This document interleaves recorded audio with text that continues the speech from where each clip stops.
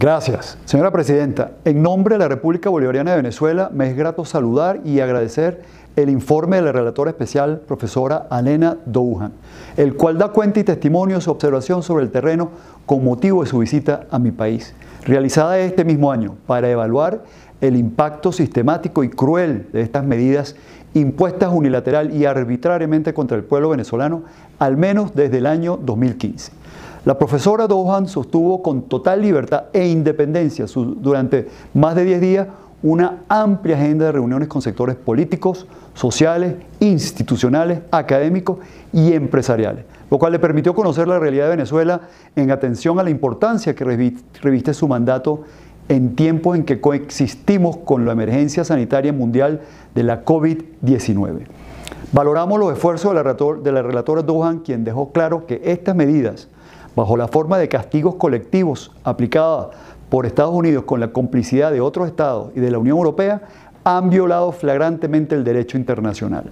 Tomamos nota de sus conclusiones, que señalan a esas medidas como ilícitos internacionales que atentan contra el pueblo venezolano, sus derechos económicos, sociales y su desarrollo, así como exige su cese inmediato. En tal sentido, reclama la inmediata devolución del patrimonio, recursos y activos venezolanos que han sido ilegal e injustamente desapoderados en el extranjero, en menoscabo de los derechos más vitales y sensibles de mi pueblo. Las terribles consecuencias de la imposición de estas medidas se han traducido en una drástica reducción del 99% de los ingresos petroleros de Venezuela, ahora obligada a sustentarse con el 1% de esos recursos, con un impacto negativo que se ha extendido a todas las áreas, sobre todo sectores alimenticios, de salud, transporte, comunicaciones y tecnología, sin dejar de afectar gravemente ámbitos como la educación y la cultura.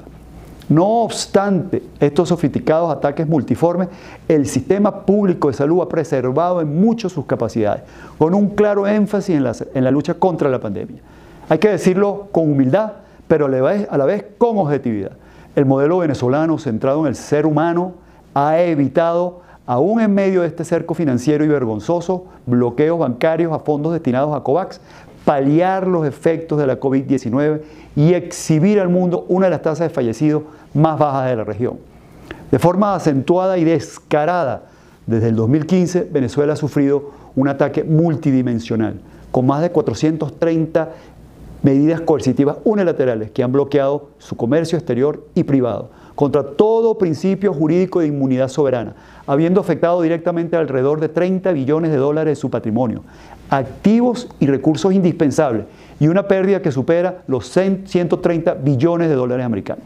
La relatora especial denuncia expresamente la aplicación extraterritorial de las medidas coercitivas unilaterales y advierte sobre la responsabilidad jurídica internacional de aquellos estados involucrados en esa violación de los principios de respeto soberano, libre determinación y no injerencia en asuntos internos. Las medidas coercitivas unilaterales constituyen crímenes de lesa humanidad. Así lo sufrimos y así lo denunciamos en febrero del año 2020, cuando solicitamos una investigación a la Corte Penal Internacional por los crímenes de lesa humanidad cometidos por Estados Unidos contra el pueblo venezolano. Actualmente este examen preliminar ha alcanzado la fase 2. Los hechos constatados por la visita de la relatora a Venezuela seguramente han sentado bases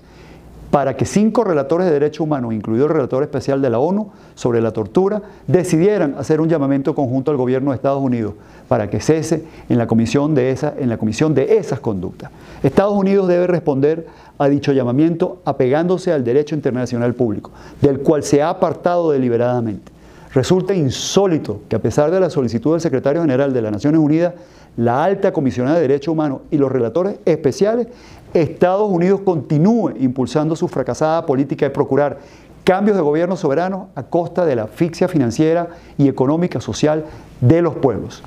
Señora Presidenta, deseo asimismo informar que, conforme con el diálogo nacional que viene celebrándose en México, se firmó el 13 de agosto de 2021 un memorándum de entendimiento entre el gobierno de la República Bolivariana de Venezuela y la opositora Plataforma Unitaria de Venezuela. Y el 5 de septiembre de 2021 se suscribió el Acuerdo Parcial para la Protección Social del Pueblo Venezolano, condenando así los efectos de las medidas coercitivas, la necesidad de su superación y la devolución a Venezuela de su patrimonio, activos y recursos.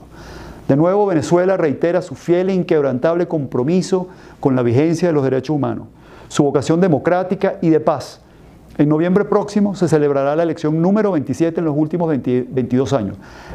esta vez para autoridades locales, con la participación de más de 70.000 candidatas y candidatos de todos los sectores de la vida política nacional, incluido el más extremista de la oposición.